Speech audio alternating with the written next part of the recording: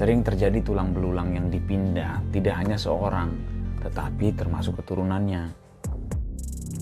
Terima kasih buat teman-teman yang sudah klik video ini, dan saya dalam video kali ini akan menjelaskan atau membahas tentang peristiwa adat yang biasa dilakukan oleh orang-orang Batak, yaitu mengokal holi atau menggali tulang belulang. Mau tahu seperti apa? Jangan skip video ini ya.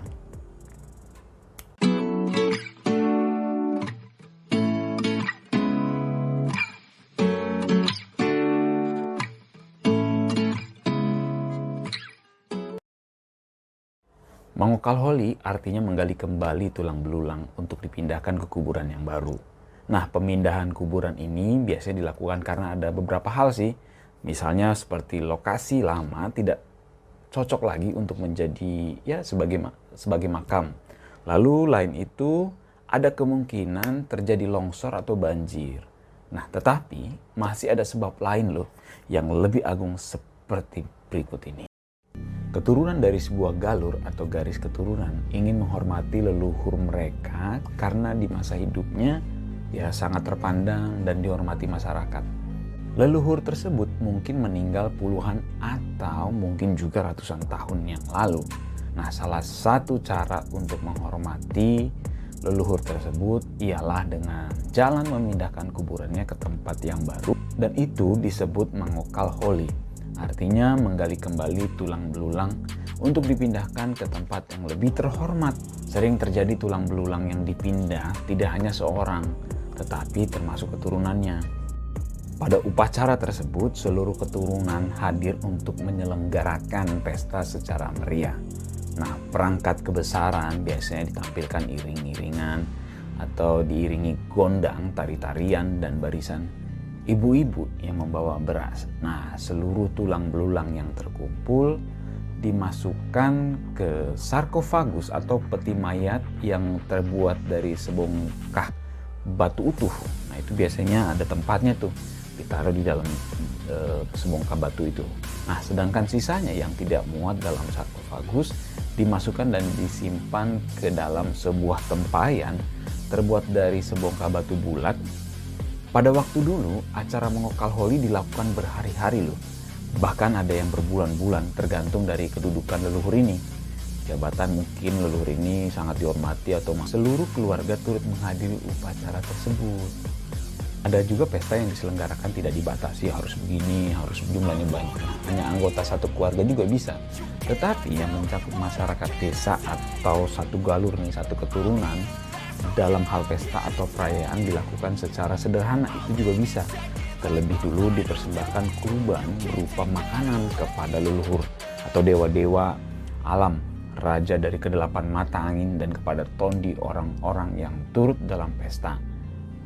Seluruh yang hadir menaburkan beras di atas kepala masing-masing yang disebut parbué santi-santi.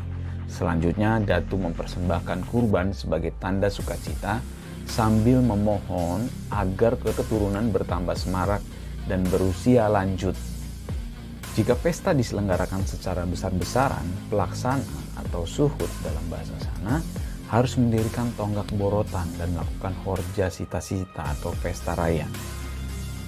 Sehari sebelum pesta dimulai, seluruh yang hadir menari sepanjang malam sampai dini hari. Pagi harinya acara diakhiri dengan makan bersama. Dihidangkanlah makanan dan sagu-sagu si tompion, kue dari tepung, beserta siri persembahan selanjutnya.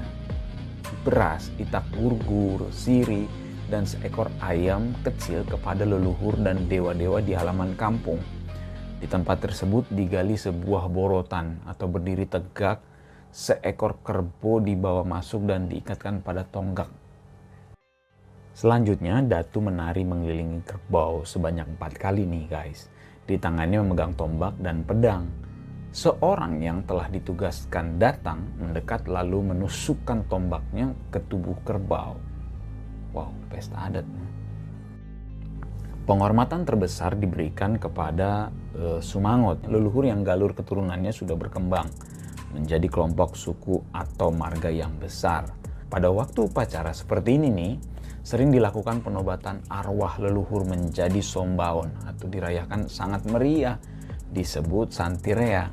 Nah, setelah leluhur dinobatkan menjadi sombaon, kedudukannya hampir mirip seperti mendekati tingkat dewa.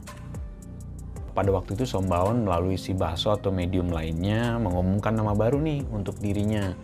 Nah, kemudian sombaon mencari tempat bersemayam yang baru. Ada kalanya biasanya nih di puncak gunung atau di hutan-hutan yang belantara, hutan-hutan ya yang masih mengerikan lah, atau di sebuah sungai yang deras.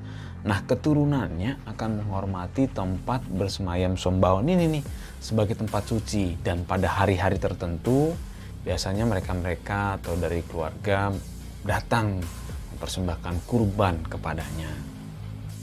Ada yang sedikit berbeda setelah masa setelah merdeka. Nah, pada masa sekarang yang Mangokal Holi masih dilakukan, tetapi tidak untuk mengantarkan sesajen atau seserahan kepada roh leluhur, tetapi lebih kayak mengucapkan puji dan syukur kepada Tuhan Yang Maha Esa karena keturunannya atau keturunan almarhum diberi berkat dan kebahagiaan.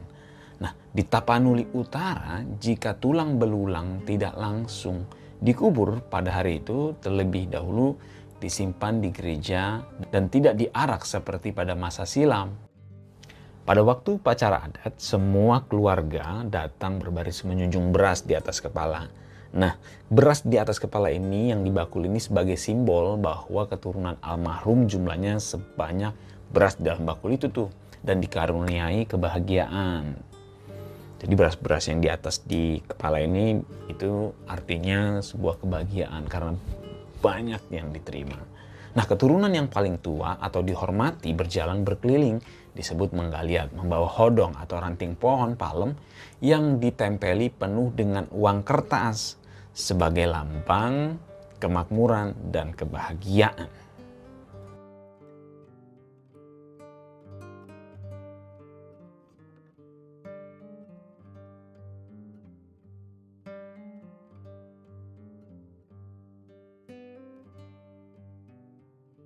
Terima kasih buat teman-teman yang sudah menonton video ini. Jangan lupa like, comment, share ke sosial media kalian.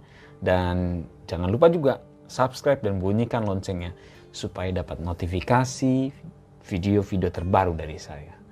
Terima kasih sekali lagi. Saya pamit. Terima kasih.